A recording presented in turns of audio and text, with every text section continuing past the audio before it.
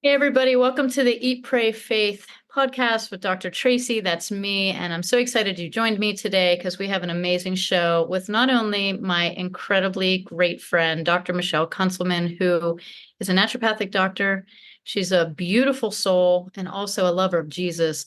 She's here to Mhm. talk to us about you survived so you can thrive. And she's offering an incredible program we're going to find out about called the Heart of Healing. But Michelle, what is this? What did I survive for? Help me understand. Yeah, when I think of the words of survival, you can kind of picture what it feels like to live in survival mode. But I want to give a definition, and I looked up definitions before we got started, and I was like, oh, this is a great definition. Survival mode is a mental state where our brains are doing everything they can to keep us safe, regardless of what other functions they have to throw out the window to make that happen.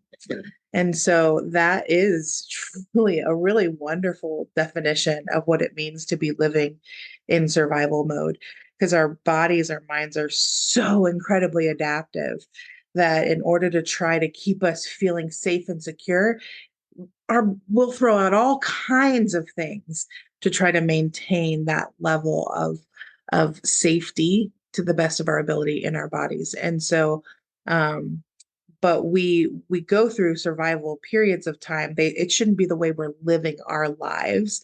And so we have to take a minute to look at, why are we living in survival mode? What put us there, and how do we move out of survival into really living and thriving the way God intended, which means we're not having to live in self-protection all the time, that we are free to walk around living grounded in the truth that we are safe because God calls us safe, and because we've experienced the presence of God in our everyday life. And so we don't have to have those dysfunctional behaviors that come from living in survival mode. Hold on, hold on. So Mhm. this is interesting because I think there's a level of vulnerability here that you Mhm. have to actually recognize you're in survival mode, right? Right. Yeah. And I think Yeah. people call that kind of dysfunction personality traits. It Hmm. Hmm. characterizes that's how I've always been. That's what Hmm. I know. I always say the comfortable, miserable, even though I Hmm. don't want to be like this. And then there's other patterns that I have that, and lots of people have that we don't even recognize are survival patterns. Right. And it creates a way that we operate in life that actually detracts from our own health without us even recognizing it. So, Right. talk to me a little bit about what is this survival mode you're talking about? Give me some characteristics of how I would know I'm in Right. survival mode or our listeners are in survival mode. And I want everyone to hear, that this is an open conversation. As our friend Jamie Mhm. always says, the mind is like a parachute. It works better when it's open. So you may not even recognize as a listener that you actually have these things going on. You might just think that's just who you are. But some of the Right. things that I've learned from Michelle, because I've sat with her a few times in session, is some of the things that I do, such as my excessive desire to be busy, is actually a survival mechanism for me, that Mhm. helps create value in myself. It also distracts me from other things that I don't want to look at or be doing. So Mhm. if I always have something on my plate, there's a value to it. But at the end, it becomes very detrimental because then Right. I have too many things, right? And I feel Right. overwhelmed and I feel et cetera, et cetera. So I've actually gotten better at that. I didn't start any new Mhm. projects yet. So with that She's said, like, have you seen those signs of like so many days since your last fatal accident? It's like Tracy, like so many days since my last fatal project. That's listen, like, one more yeah. project, I'm gonna feel great. So so busyness, I always tell people, right, is not progress. It's not always a Yeah. good thing to be busy. And we know people that actually brand themselves as busy, and Yeah. that is not always healthy. So give me give me some examples of survival mode tactics that we may not know we have. Right. Well, first, you know what I want to do? I want to read a little story that I wrote the other day. And I think it's not big, it's not long, but it just kind of describes what it looks like to live in survival mode. Um, If and this so main just character in the story is me, I'm cutting this out of the podcast. I'm it's like kidding. Go ahead. probably a little bit of a conglomeration, but let me just know when this is. I'm changing all names. We're going to name this person Stacy. So we're gonna let's just work through this. So you wake up in the morning to your alarm and you're already exhausted. You close your eyes and you attempt to take a deep breath, but you already feel that familiar tightness in your chest before your feet even hit the floor. Clients, staff, and money problems are swirling in your head. You try to quiet the noise by picking up your Bible or spending some moments of quiet with God, but you feel like you can't even hear Him because the noise in your head is already so loud. Feeling guilty because you know how important it is to be quiet with Jesus, you give up and head into your day. Now you not only feel the weight of all you woke up with, but you also feel the weight of condemnation. You walk into their kitchen where your spouse is getting their first cup of coffee, and you barely even greet each other. If you have kids, you are soon bombarded with permission slips to sign and pictures of the shoes your kids need for basketball shoved in your face. You break up fights or wish desperately that your spouse would. You feed the animals, pack the lunches, find the missing shoe, and get the kids out the door. You say about 6 words to the person you committed your life to, not all of them kind. Secretly, you resent the fact that they don't seem to notice how stressed you are, trying to help provide for the life you're all accustomed to. You sigh with a big sigh at all the unfinished projects around the house and prepare for work. On a really good day, you make yourself a protein shake, gather piles of work off your dining room table, and head into your work day. When you get there, some of the noise actually calms down for a bit. It's a new day. This is your zone of genius. People appreciate your gifts here for the most part. You have a plan at work, so you work the plan. Seeing clients, meeting with staff, vision casting, suddenly you find out that your most revenue producing practitioner in your clinic is leaving. You feel angry and defensive. Then later, you found out a longtime client agrees with the lie that you aren't good enough and moves on to another practitioner. You quick grab a bite of lunch or some nuts or something and go into the rest of your day trying to find a way well, I didn't write this very well, find a way to hire another practitioner. By 3 p.m., you're exhausted. You notice all the things your employees aren't doing, but can't afford to lose another person, so you don't say anything. One staff member is super dramatic, and you feel like you're trying to stay calm because you're supposed to, and it feels hard, but you have to walk away. Your staff member feels invalidated, but you don't know what to do about it. Your next appointment is that client who drains you from your very soul. You have no idea why they drain you. You push through, trying not to act irritated by them. By 4 p.m., you're getting texts from your kids and your spouse, asking all the questions from the day. You walk through the door much later than you planned to that night with questions about everything that's happening and what's for dinner. And then, after all the evening's over, you spend hours scrolling on your phone, falling exhausted into bed, feeling like a hypocrite because the person that you are at work doesn't match the person that you feel like you are at home. Can you resonate with anything here? Nope, that sounds nothing like me. So So no, different, huh? there's probably like, 3 or 4 points in that story that resonate, right? And I think it's Right. probably people that are listening here today will be like, Yeah. yeah, I wish I had a spouse that helped more. Right. Yes, I wish I had more time with my kids. Yes, I get bombarded at work. So Right. in that story, I think you covered probably a ton of stuff, and it doesn't have to Mhm. be 100% with people who are listening. No, yeah, that's not what I'm Oh, trying to do here. I'm just trying to like, absolutely. Yeah, yeah, I think encapsulate like what a day looks like for someone who is living in survival mode. Because what are key things that people are in survival mode are feeling? They're feeling guilt. They're feeling constant condemnation. They are so exhausted most of the time that they can barely function. Work becomes oftentimes the drug of choice, that work calms something in their system when they first go into work because they know that they have value there.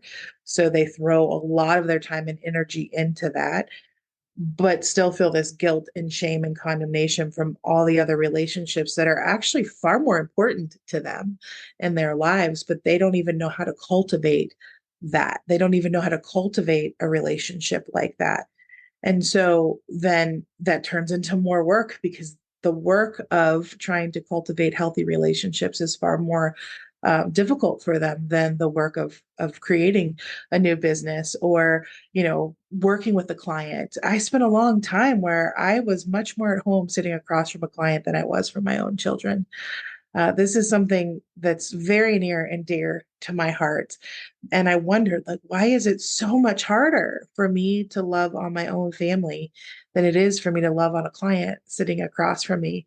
And it took years of working through a lot of things to realize that those were responses, the trauma responses that had been ingrained in me to make myself completely useful to everyone around me in order to make sure that I kept myself safe.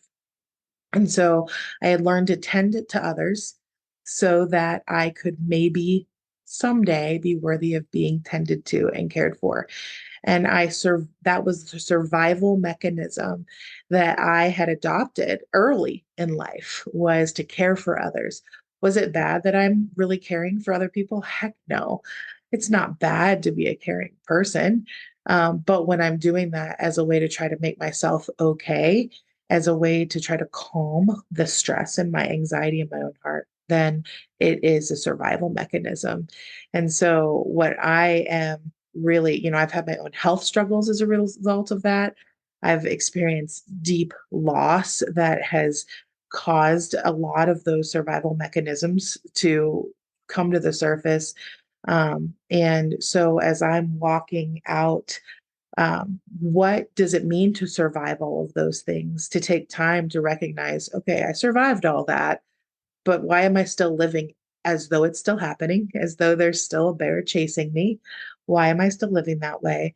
And in that process, sitting in the beauty of the presence of Jesus in our very present moment, and allowing him to minister to our hearts and to tender our souls, so that we can walk into the same world a completely different way. So it's not saying, oh, you've got to wipe the slate clean and not do any of the things that you love and not work and not no. It's about stepping back and evaluating and becoming aware of why you're doing those things, and also inviting the Holy Spirit to really work in our hearts and show us what we're protecting ourselves from. What are we shielding ourselves from, so that we can take the beauty of our story. It's the beauty. I mean, the story that I've walked, the things I've survived. It's beautiful that I've walked all those things and I've survived all those things. And but I couldn't see those things as beautiful when I hadn't even taken time to observe how they were affecting me. Now I look back and I'm just amazed at the goodness of God, and I'm not living out of my wounds the same way that I used to be. I'm living out of the healing that I've experienced. And so that changes everything. Yeah. And so that's kind of the heartbeat I of was looking up, personality traits on survival. And so yeah. I'm just going to list them out for the listeners, because they still might not be like, well, that story, not really. But here's some things from across the web that if you Google survival mode personality traits, exhaustion, feeling sleepy, Mhm. forgetting to eat, inability to relax, you're reactive, mood swings, lack of focus, lack of Mhm. motivation, memory issues, Mhm. increased alcohol consumption, Mhm. feeling overwhelmed, Mhm. disconnected from friends and family, Mhm. and um, constantly like making plans and canceling them. Right. So, and I think that at the core, and maybe you can help us understand this, comes down to, these innate things that we felt in places that we were unsafe Right. from a long, long time ago, or even recently. It can happen Right. recently. It can be, yeah, it's not just, yeah. So things like, value, self-value, Yeah. boundaries are a big one, I think, Right. especially for women. I mean, men too. Right. I think women are asked to violate their boundaries more than men. And this Right. is not a man against woman thing. I'm just pointing out because I am a woman. Also the guilt, the mommy guilt, I mean, there's guilt on everything. Everything. You're not doing it right. You're guilty. Like you said, the condemnation. But then there's the other side of that. There's the frustration, the Mhm. The anger, reactivity. Mhm. right? So you have Right. that as well. And we're not saying today that any of this is wrong. What we're Mhm. saying is that there is the ability for you to do the things that you do. And Mhm. like I look at myself now and I can go through and be like, I don't feel guilty. I don't feel condemnation. I don't feel those things as much anymore. And I don't do things because of them. I Mhm. now do things because I enjoy doing them. Uh, Right. Right. yeah. What I had to get okay with was that sometimes the things are the same. So, Right. for example, I still have my telehealth company, I still have my Mhm. academy, I still do all the things that I do, but I enjoy them. Whereas before, there was more of an urgency on it. Right. And if I didn't do it, then blah, blah, blah. Right. Now I'm to the point where I do it, but I do it as much as I can. Mhm. It doesn't get done. I don't go into this like the whole world's going to end thing, right? Right. I also don't do it because I'm trying to save somebody else. So Right. You're not rescuing. that's right. Yeah. So rescuing personality. And I Mhm. think we talked about this before as practitioners. Most practitioners got into health because we had our own experience Right. of Mhm. generation, and then we wanted to help everybody and fix everybody and save everybody. And Mhm. eventually you learn that you just can't. And that's a Right. really experience. But your Right. program can kind of go across people that have been really sick and have Mhm. overcome that, but they still feel Mhm. like they're surviving. They're not fully there. Right. It can be for people that have had trauma or loss and they just feel Mhm. like they're stuck in this survival mode and they just can't move forward, but they're not quite sure why they're stuck or where they're stuck. Right. Or it can be for professionals that are business leaders, or entrepreneurs or practitioners that are in the business, but they're just overwhelmed by it. They're exhausted by it. They've lost their passion for it. And that can be a survival mechanism. So, if any of that kind of fits you, if you're listening, this is why I want you to stay tuned because what Michelle does just covers such a wide variety of these survival mode tactics Mhm. that we're all really good at and kind Mhm. of breaks the habit of being ourselves to get Right. into who Jesus really created us to be. So Right. Right. that's where we thrive, right? So Right. what does I don't want I want to put questions in. I want you to kind of respond to that first and then I'll Yeah. ask you. Yeah, no, I think it's just, the opposite of survival is to thrive, right? And so thriving does not mean that you no longer are affected by the life that you live. Because I think some people hear words like thriving or, you're going to live an abundant life or all of these things. And those are all things that God has he wants for us. But what do they really mean in relationship with Jesus? And that is really important in my program and in the way I walk the life that God's given me because I want to have the mind of Christ in these issues, not the expectation of maybe my flesh in those issues.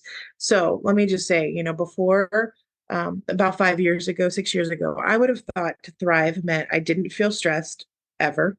I would have thought that to thrive meant that I never had to think about how much money I had, like that money was just always there. I would have thought that it meant all my kids behaved all the time, that they were just really good, well behaved kids. I would have thought that thriving meant that I had kind of not arrived and like I knew everything, but that like the things that had affected me in my life no longer affected me at this point. And I want to, change that thought a little bit for you because thriving for those of us who know Jesus, it's experiencing all of those things, but recognizing and being aware of how God is developing us in the process, having and making the space to recognize who Jesus longs to be with us. That's really thriving. To thrive in my walk with Christ now and in my business and in my family doesn't mean I don't come up against hard things. it does mean that I'm not nearly as reactive to those hard things as I used to be. I'm able to take the space with the Lord and really experience the relationship I have with him because he's healed so many wounds in my life. So I'm not automatically like, oh, what do I need to do to fix this? The way I used to when I came up against a problem, it was, oh, I got to fix this. I've got to make this problem go away because that's the only way I'm going to feel okay again.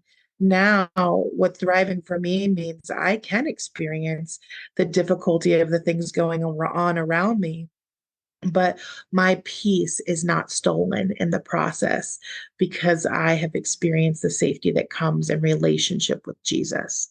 And so that's really what I am helping people to understand by helping you understand number one, who does God say that you are?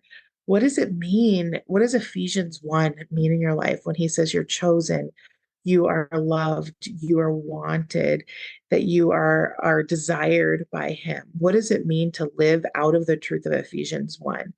And what are the lies that you have believed because of the trauma, the things that you have survived that are not in alignment with what God says in his word about what he desires in relationship with you? And then as we step out of that, then we look at the dysfunctional behaviors and say, where did this even come from?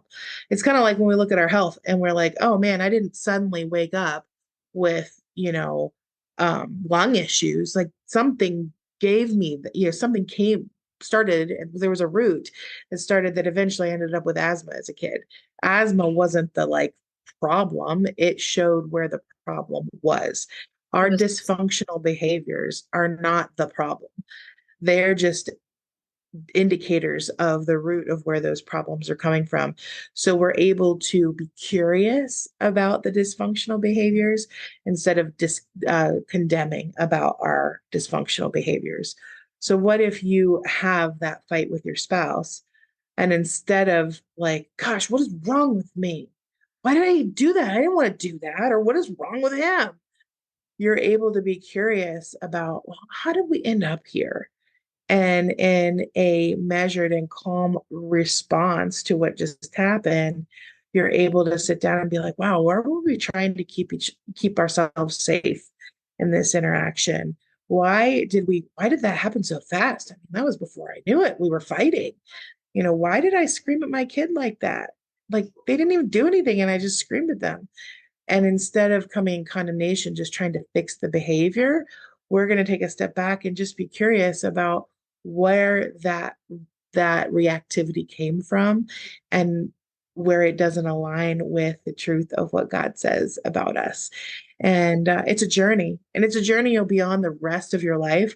But what I'm offering in the program that I've developed is the ability to have the tools that you need to be able to come into that place of quiet with the Lord and to be able to ask yourself good questions when you come up against those dysfunctional behaviors in yourself and others, to have a heart of compassion for others' dysfunctional behaviors without having to be dragged into it, and have to fix their dysfunction in order for you to be okay.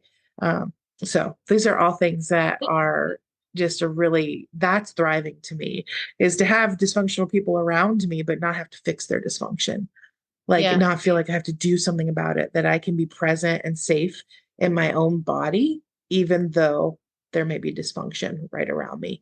And all through this whole journey, we help to support your nervous system and help you to think about why, be curious about the decisions you're making about your life and your body, be able to do it from a place of responding to what's happening instead of reacting to what's happening all the time. It's a big difference. Yeah, responding and reacting. That's awesome. Mhm. Maybe we can elaborate on that in a little bit. So, Yeah, what you're putting out there is so anti-society. I mean, I don't it know. is. I don't watch a lot of TV, but if I catch TV or shows or anything like that, I'm always so surprised at the anti-culture against the Bible that we are actually indoctrinated with. Just Right. a small example would be in every show that I've ever seen, the woman is always super powerful when the man is always super stupid, right? So there's Mhm. a cultural shift of what biblically, what God put into alignment and what's on TV. Right, right, The other thing is if couples fight, there's always spite and retaliation. right, It's right. always not talking to somebody or and it's like glorified. It's like, oh, Right. well, he did this, so therefore, humph, I'm gonna cross my, arms and not talk to you. And then there's begging and pleading for that person to talk to them again. I mean, those are not healthy Not relationships, at all. No. right? I mean, but that is what society has put out there as healthy relationships. Or Hmm. if you look at teenage relationships and the Hmm. social media pressure and the Hmm. gossip and, Right. the popular boy and how he treats the girl, like we are born and bred and brainwashed from the time where we little, from cartoons all the way up, with the influence of societal pressure. Hmm. Add on to that the vanity that comes Hmm. with, right? And Hmm. then there's the social style pressure. So you Hmm. got to keep up with the Joneses in one way or another. You have to either look the part, act the part, pretend to be the part. So there's so many things like that. And that just Right. compounds in this Hmm. trauma response to whatever your Right. home was like or what was Right. to you or over you. Um, Hmm. and I think on the one side, you have the guilt and condemnation, you have the self-reflection of it, right? And you're the awareness of it. Maybe you're not aware of the survival mechanism, but you're aware of what you're thinking. Then you Or have, something's wrong. that's Yes. right. Then you have people that are so far past that that you go into victim mode Right. and Right. you are just helpless and cornered in your life. And I Right. actually think it's almost like cortisol in health, right? Where you're like really high cortisol for a while, and then your body's like, I can't do it anymore. So it processes it, the cortisone, and then you become Right. cortisol resistant, right? It's Right. almost like that. It's like you're in all this Hmm. trauma and stress, and you've learned these survival mechanisms, but they are not getting you the result or attention that you want. Because most survival mode mechanisms do. They get They you. serve you in some way. It's right. And They're when they serving you in some way. when they Hmm. don't anymore, you go to victim mentality. That's Right. hypothesis by Right. training, but I think it sounds pretty good. Um, and then I think Yeah. victim mentality is really a hard place to get back from. And I'm not condemning anybody because I've been in victim mentality too. It's hard to get out of. Right. Hard to actually be like, you know what? My life doesn't own me. And Right. my life is not my own. It's Right. God, it's Christ, it's Christ. Right. I live for him. So if I live for him, I can't be a victim of anything because he is victorious. And so it's just a whole mind shift. But to get there takes a Yeah, very it's a journey. It's a journey. And like, so, let's talk about that victim mindset for a minute. Like it's easy when you are around somebody in a victim mindset, just be like, man, they're just a victim. Like, why can't they just snap out of this and recognize, you know, what that they're not?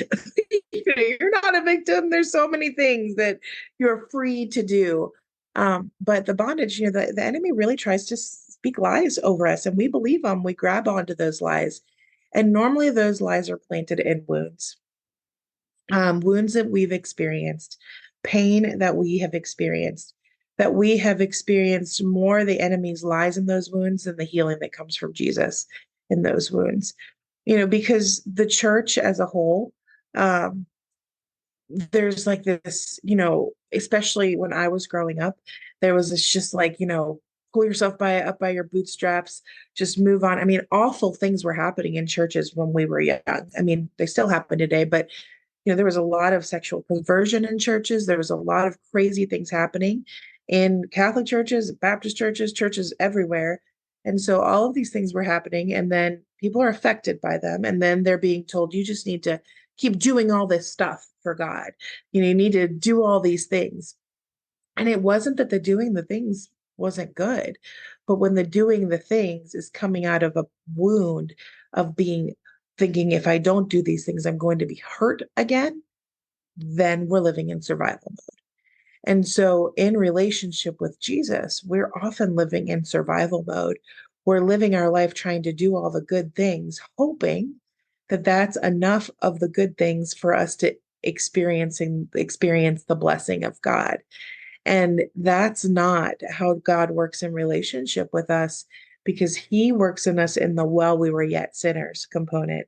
He comes right into the middle of our mess, the middle of where we feel most like a victim, and wants to show us his power, his authority, and his victory to live not out of the pain of our wounds, but out of the healing that comes from our wounds with an experience with Jesus. That's why I said this is going from how do we walk from what we've survived into thriving? Because in that place, your pain becomes a bridge. The pain that you've experienced becomes a bridge to experiencing the heart of Jesus. And then through that, people being able to experience the heart of Jesus through you. And we don't have to live as a victim anymore. We get to live seeing our pain have purpose. And that comes through the power of God in our lives, not just by pulling up and saying, oh, I'm not going to let it bother me anymore, but by experiencing the truth of who Jesus is in the middle of our hard stuff.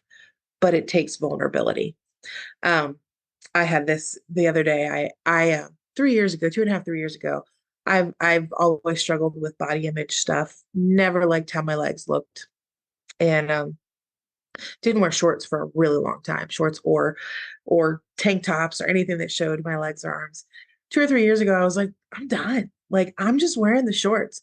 I need vitamin D. I like the feeling of the vitamin D of the sun on my legs and my arms. I don't like the feeling of it all being covered up in the middle of the hot weather. I'm just going to do it. Just going to wear the shorts and the tank top. And I'm just going to allow myself to feel vulnerable because the trade was worth it to me. The trade was worth it to go from feeling vulnerable and thinking, oh, what are other people going to think? Or what do I think about myself? It was worth it. We have to come to a place in our lives, and most of us do at one time or another, where we come up against a wall in our lives. And when we come up against that wall in our lives, we have a choice. We're going to keep bouncing our head against the wall. Are we going to allow ourselves the vulnerability of God pushing down that wall and letting that become a bridge in our lives? And most of us walk around and we hit our head against a wall a bunch of times before it finally hurts bad enough that you know, we're like, okay, God, what do you want to do with this wall in my life? And how are you going to? I'm handing it to you. I'm surrendering to you to let you use it however you want. But we get the privilege in relationship with Jesus to allow him to use those brick walls that we've walked up against in many of the areas of our lives and see how God wants to use us as a bridge in our lives and for others through our lives. So I love that statement. The trade was worth it. the Yeah. trade is worth it. Yeah. And I think that's true, right? In hindsight. But when you're in Yeah. it, you can't always see it. So give me Yeah. a little summation of these programs that you're offering so our audience knows. And, you know, who would this be for? Give Yeah. me who- When I first developed these programs, it was for the practitioners, because there's so many exhausted practitioners that are kind of hitting their heads on the wall over and over and over again, and they don't know why they keep running. They make changes, they do the thing, they change the behavior, and all of a sudden they're they got a concussion again from hitting their heads against the wall. And so that was what really motivated this developing this, because I had done that and I had experienced incredible burnout. And I was like, man, I had to walk a lot of healing to get to a place where I'm healthy in my relationships with God and others. So that's one of the reasons I developed the program. But as I developed it, I'm like, man, this is really for anybody. This is for anybody who just is ready to experience what it means to walk with Jesus the way he intended. This is for anybody who wants to kind of explore what it was like to walk with Jesus in the garden and his original intention for us before the fall, and how we can live that out because of Jesus and what he did for us now. Not perfectly like the way it was in the garden, because we are affected by sin, but we can allow the longings that God placed in humanity, that the longing of wanting purpose. He gave Adam and Eve purpose in the garden. That wasn't sit in the garden and just be like, lay there all day. He gave them purpose. He gave them work to do. He gave them significance. He gave them security in that garden. He gave them all of those desires that he gave them. The garden were good because they kept them longing for him. And so the desires that you have for safety, for significance, for purpose, for love, all of those things are good. God put that in you. And so this is just an exploration of what it means to live out of our longings in relationship with Jesus and to live out of the overflow of having him meet those longings instead of us trying to meet those longings on our own. And so that's really what brought me to the place of developing this and seeing how, the nervous system is affected and how God's given me the skills to help people with that, along with like, how can we really truly enjoy what God's given us in creation, in our foods that we eat, so that we can be truly experiencing him in every breath we take, whether it's eating, whether it's working, whether it's sleeping. We get to experience the presence of God, who, if you've put your trust in him, is a beloved guest living in you. And what we're walking in is an awareness of what it's like to walk with him in companionship with him every single breath of every single day. And when we can't, why? And allowing him to minister to us. And so I just get to walk with people in that journey of exploring God's purpose and gifts for them. So this is true physical, mental, emotional, and spiritual, all encapsulated into the Yep. heart of the program. So super awesome. I can tell you from firsthand experience, Michelle is a complete gift from God. She's the most wonderful, loving person and just has an amazing way with words. She can diffuse the situation. She can bring you up out of the pit if you're sad, because that's just, God speaking through her. So I really appreciate that you've put this together for not only practitioners, but everybody now, because I know you started out with wanting to really kind of pinpoint that group, and I really think they need it, as we all do.